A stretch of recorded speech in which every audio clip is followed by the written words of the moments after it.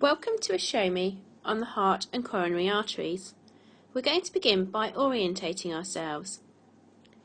First of all, ensure that your heart is placed down and that the apex of the heart, this area down here, is pointing downwards. We're now going to trace the route of blood as it travels through the heart, beginning with the superior vena cava, so coming in here, and the inferior vena cava coming up here. The blood travels into the right atrium of the heart, this area you can see outlined here. The right atrium also has the right auricle, this little outpouching just here. Blood then travels down into the right ventricle and then round through the pulmonary trunk into the pulmonary artery to then divide and go into the lungs. Blood then comes back through the pulmonary veins into the left atrium, which is located on the more posterior aspect of the heart, as you can just see just here, goes into the left ventricle, which is, I can just outline part of the left ventricle here, and then travels through the left ventricle and will come out of the ascending aorta. Having cleared those off for orientation, we're now going to have a look at the coronary artery supply. The coronary arteries are arteries that supply the heart with oxygenated blood. They arise at the first part of the ascending aorta and in two branches, the right and the left. The right coronary artery is travelling along the atrioventricular septum.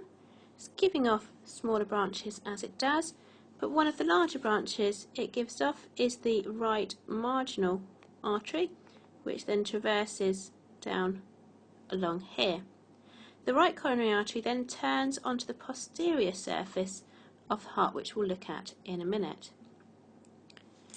The left coronary artery is coming off around here, and it's just tracing underneath the pulmonary trunk to then traverse along here in the intraventricular septum all the way down to the apex, and you can see giving it off small branches as it goes. It then gives rise to another branch down here called the diagonal branch, before also turning onto the posterior of the heart. Just before we turn over to the posterior surface, it's worth noting that the branch coming down, this one here, the anterior interventricular artery coming down in between the two ventricles, is also known as the left anterior descending branch. So we've turned our 3D heart over, and just for confirmation, we're now looking at that's the right side and that's the left side. And we can now see part of the remains of the right coronary artery tracing its way just underneath here, under the margin between the atrium and the inferior vena cava, coming down, giving some branches.